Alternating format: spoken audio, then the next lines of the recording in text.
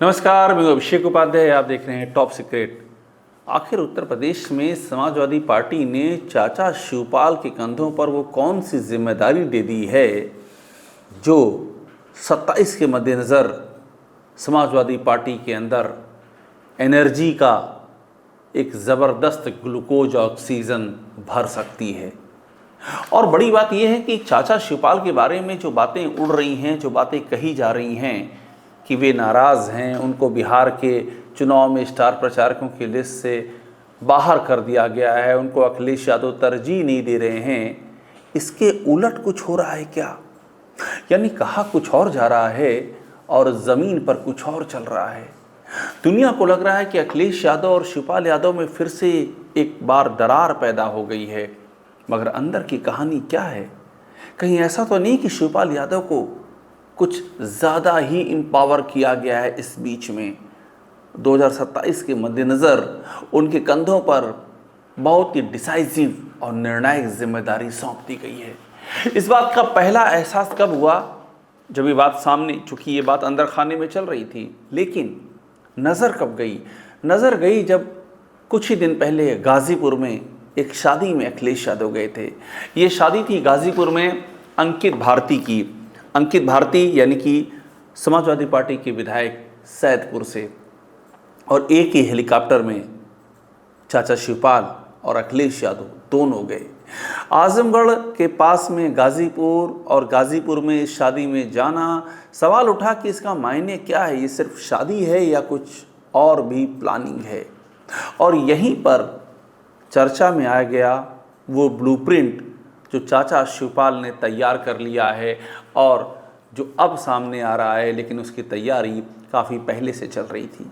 दरअसल कहानी ये है कि शिवपाल सिंह यादव को समाजवादी पार्टी का जो संगठन है, चाहे वो पूरब का हो, पश्चिम का हो, वो बुंदेलखंड का हो, अवध का हो, उस संगठन का जो क्रक्स है, क्रक्स का मतलब क्या होता है कि जो संगठन से छिटक करके जा सकते हों, जो असंतुष्ट हों, उनको रोका जाए, उनको जोड़ा जाए, उसको मजबूत किया जाए।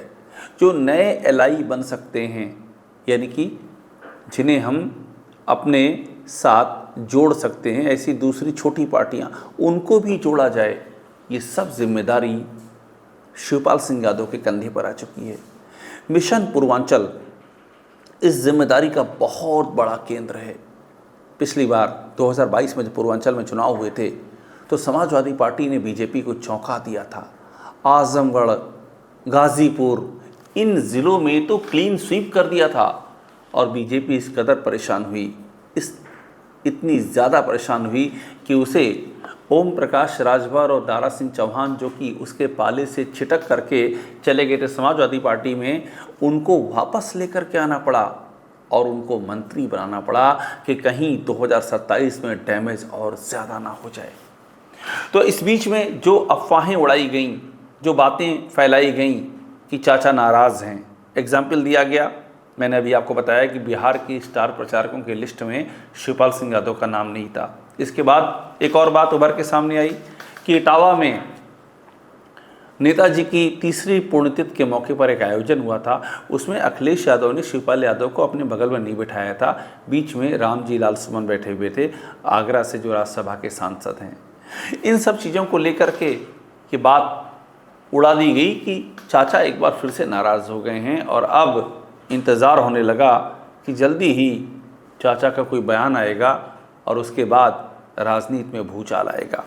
लेकिन अंदर की कहानी क्या है, हो क्या रहा है, अखिलेश यादव और शिवपाल यादव के बीच में चल क्या रहा है, अगर आप इस पर गौर करेंगे तो आपको मालूम पड़ेगा कि वो कौन सा प्लान है जो शिवपाल यादव को अखिलेश यादव की ओर से सौंपा गया है और चाचा अंदर खाने में जुट गए हैं। और उनके अनुभव और जो उनका कनेक्शन है, उसके निचोड़ के तौर पे ये कहा जा रहा है कि अगर ये प्लान क्लिक हो गया तो चाचा शिवपाल यादव 2027 के रथ के सारथी बन सकते हैं।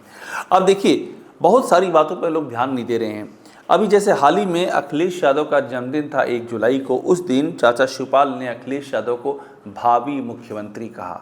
इसलिए मैं कह रहा हूँ कि एक कंटिन्यूटी है चाचा के, एक पूरा जो उनका राजनीति है जब से आपको याद होगा नेताजी के ना रहने के बाद जो मैनपुरी का उपचुनाव हुआ था, उस उपचुनाव में डिम्पल यादव खड़ी हुई थी और वो तस्वीर याद होगी जब अखिलेश यादव और डिम्पल यादव चाचा शिवपाल के घर गए थे और ये कहा गया कि ये आपस की मान मनोवल चल रही है और वो बात सही भी थी और वो मान मनोवल सफल रही।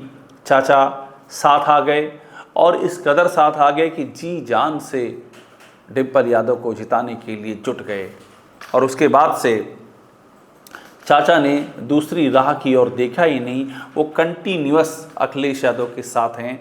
तब से मैनपुरी के उस उपचुनाव से लेकर के अब तक अगर ऑब्जर्व किया जाए तो चाचा का एक भी बयान ऐसा नहीं आया जिससे ये लगे कि चाचा के जहन में, उनके दिल में कोई तकलीफ़ है, कोई रंज है या वो दूसरे खेमे में जाने के लिए के बारे में सोच भी रहे हैं।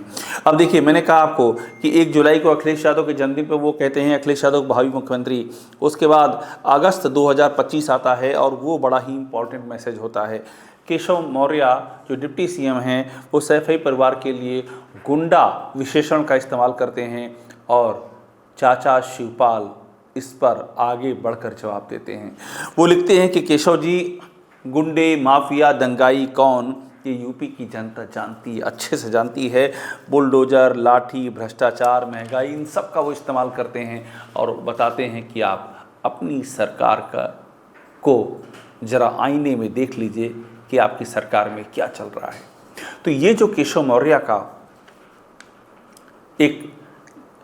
मौर्य के खिलाफ चाचा शिवपाल का ये जो एक तरह का आक्रोश सामने आया, ये अखिलेश यादव के बचाव में था और ये बता रहा था कि चाचा शिवपाल के जहन में कुछ तो चल रहा है।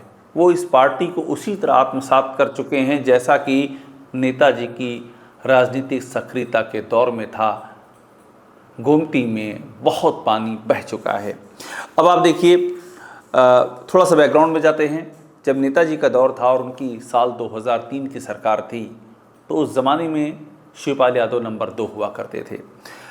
उसके बाद 2007 तक की सरकार रही, 7 में चली गई, 7 में बीएसपी की सरकार आई, 2012 में फिर से थम्पिंग मेजॉरिटी से समाजवादी पार्टी की सरकार आई। यहाँ से जो कहानी शुरू हुई उसमें एक अलगाव नजर आया। लेकिन हाल ही में चाचा ने एक पॉडकास्ट में अपने दिल की बात बताई कि वो चाहते क्या थे। वो चाहते ये थे और उन्होंने नेताजी से कहा भी था कि अभी 4 साल तक आप कुर्सी संभालिए और जब इलेक्शन का टाइम आएगा तो आप अखिलेश को इंट्रोड्यूस कर दीजिएगा और मुख्यमंत्री बना दीजिएगा। चाचा का सोचना ये था कि ये 4 साल थोड़ा अनुभव के लिए ज़रूरी हैं, शासन का अनुभव वो समझेंगे और उसके बाद एक नए चेहरे को इंट्रोड्यूस करेंगे तो अगला चुनाव भी बेहतर जाएगा। ये उन्होंने सोचा होगा, उनकी बात से लगता है। खैर, वो दौर बीत चुका है, अब चीज़ें पटरी पर आ गई हैं। अब चाचा जो बड़ा काम कर रहे हैं उस पर ध्यान दीजिए। उनका बड़ा काम है ओम प्रकाश राजभर, मिशन ओम प्रकाश राजभर। ये मैं इसलिए कह रहा हूँ क्योंकि ओम प्रकाश राजभर हालांकि बीजेपी के साथ में हैं मगर वो बीजेपी के खिलाफ रह चुके हैं, ये सबको पता है। वो बीजेपी के खिलाफ कितनी बयानबाजी कर चुके हैं सबको पता है और ऐसा बताया जा रहा है कि बहुत सारे मुद्दों पर उनके इस सरकार से मतभेद भी हैं। अभी हाल ही में बिहार में उनको एक भी टिकट नहीं दिया गया, जबकि बिहार में उन्होंने बहुत तैयारी की थी मगर एनडीए ने उनको अपने साथ नहीं रखा। तो ऐसे में हाल ही में एक बयान दिया शिवपाल यादव ने कि ओम प्रकाश राजभर हमारे बहुत ही ख़ास हैं। इस बयान का बहुत सारे इसके अर्थ निकाले गए। एक अर्थ ये भी निकाला गया कि क्या पता कुछ अंदर खाने में चाचा और ओम प्रकाश राजभर के बीच में चल रहा हो। चाचा इस खेल के माहिर खिलाड़ी हैं। चाचा इस मामले में अजात शत्रु कहे जाते हैं। उनकी दोस्ती ऐसे ऐसे नेताओं से है, पब्लिकली अगर आप पूछेंगे तो लोग सोच भी नहीं सकते हैं कि उनकी दोस्ती शिवपाल यादव से कैसे हो सकती है। लेकिन शिवपाल यादव मुलायम सिंह यादव के दौर की राजनीति को देखते हुए बड़े हुए हैं। उन्होंने अपना राजनीतिक का कहरा सीखा है और ऐसे में दुश्मनों को भी दोस्त बना लेने की कला उनको आती है और ओम प्रकाश राजभर तो वैसे भी उनके साथ रह चुके हैं। अब एक और उन्होंने हाल ही में बयान दिया। उन्होंने बयान दिया कि समाजवादी पार्टी पंचायत चुनाव में हिस्सा नहीं लेगी। आमतौर पर ऐसा बयान अखिलेश यादव को देना चाहिए जो कि पार्टी के राष्ट्रीय अध्यक्ष वो हैं, लेकिन चाचा ने बयान दिया, इसके भी मायने हैं।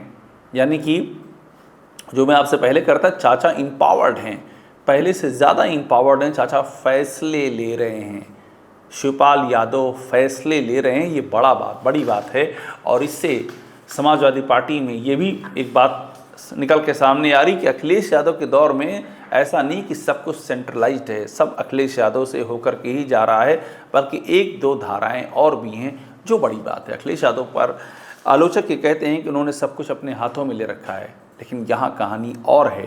जो दिख रहा है वो ये दिख रहा है कि चाचा भी एम्पावर्ड हैं और भी कई नेता हैं जो एम्पावर्ड हैं बताए जा रहे हैं। अब देखिए आज़म खान का इशू चाचा ने कैसे हैंडल किया, ये सारी बातें मैं इसलिए बता रहा हूँ कि आप समझ लीजिए कि 27 के मद्देनज़र चाचा के जहन में क्या है, क्या प्लानिंग है और किस तरह से समाजवादी पार्टी के लिए चाचा एक निर्णायक मोड़ साबित हो सकते हैं। आज़म खान जब जेल से बाहर आए तो शिवपाल यादव ने पहले फ़ोन पे बात की उनसे, सबसे पहले शिवपाल यादव ने बात की। इसके बाद आज़म खान जब पिछली बार गए थे 2022 में, जब जेल से बाहर आए थे, उस समय आज़म के परिवार के साथ शिवपाल यादव नज़र आए थे। तो उनका आज़म खान से एक बहुत पुराना नाता है। इसका मतलब क्या है, जो पुराने लीडर हैं, जो अखिलेश यादव की पीढ़ी के नहीं हैं, जो नेताजी की पीढ़ी के हैं, जो आज़म खान की पीढ़ी के हैं, उनको शिवपाल यादव ने सहेज के रखा हुआ है। उनसे लगातार उनका राब्ता कायम है और कायम इसलिए है क्योंकि वो पीढ़ी भी साथ रखनी है ताकि निगेटिविटी ना फैलने पाए, ताकि कहीं डिवीज़न ना होने पाए। ये काम भी वो बखूबी निभा रहे हैं। अभी हाल ही में एक और आपने तस्वीर देखी होगी कि अखिलेश यादव बैरिकेड फांद गए थे। दिल्ली का सीन था और इलेक्शन कमीशन के सामने विरोध चल रहा था, वहाँ बैरिकेड लगा था, अखिलेश यादव फांद गए। जब वो फांद गए उसकी बड़ी चर्चा हुई, लेकिन चाचा ने ट्वीट करके लिखा, उस पर कुछ चाचा ने लिखा कि संघर्ष की पहचान रुकना नहीं है, टकराना है। जब हक की आवाज़ रोकने के लिए बैरिकेड खड़े हों तो समाजवादी पीछे नहीं हटते हैं, वे बैरिकेड तोड़ते हैं, कूदते हैं, ललकारते हैं। और मैं इसलिए बता रहा हूँ कि चाचा खुल करके अपनी बात रख रहे हैं। अखिलेश यादव के अभिभावक के तौर पे खड़े हो गए नेताजी के ना रहने के बाद, हर मुद्दे पर खुल करके अखिलेश के साथ खड़े हो रहे हैं। पूजा पाल के मुद्दे पर भी ऐसा ही हुआ। पूजा पाल ने अटैक किया कि किस तरह से योगी आदित्यनाथ की तारीफ़ करने के एवज़ में उनको, पूजा पाल को पार्टी ने बाहर कर दिया, बाहर का रास्ता दिखा दिया।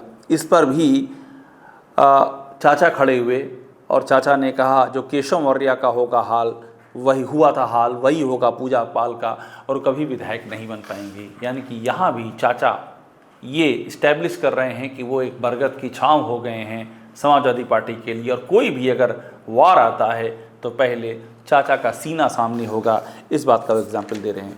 अब आखिर में देखिए कितना इम्पोर्टेंट क्यों है ये पूर्वांचल, जहाँ भी अखिलेश यादव और चाचा शिवपाल गए थे।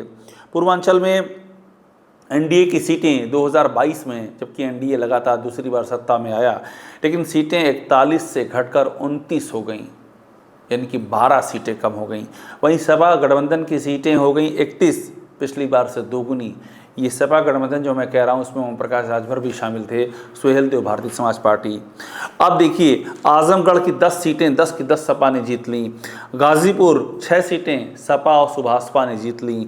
मऊ में सपा ने 3 जीती, भाजपा सिर्फ 1 जीत पाई। और जौनपुर में सपा सुभाषपा ने 5 जीती, बीजेपी 4 जीत पाई। यानी कि आप जिधर देखेंगे पूर्वांचल में समाजवादी पार्टी का एक बड़ा आपको प्रभुत्व नज़र आएगा, मिर्ज़ापुर और वाराणसी मंडल छोड़ करके। और इसीलिए चाचा अगर यहाँ पर सक्रिय हो गए हैं तो आप समझ लीजिए कि पूर्वांचल से चाचा एक तरह का मैसेज, एक तरह से अभियान की शुरुआत करना चाहते हैं। और इस बात की भी संभावना है कि समाजवादी पार्टी का ये 2027 का अभियान है वो पूर्वांचल से ही शुरू हो और चाचा उसकी अभी से जड़ इस्टेब्लिश करने में जुट गए हैं। इसीलिए ये कहा जा रहा है कि शिवपाल यादव जो एक्टिव हुए हैं इसका मैसेज बड़ा है और 2027 के लिए समाजवादी पार्टी उनको एक ट्रम्प कार्ड की तरह से इस्तेमाल कर रही है। टॉप सीक्रेट देखते रहिए, लाइक कीजिए, सब्सक्राइब ज़रूर कीजिएगा।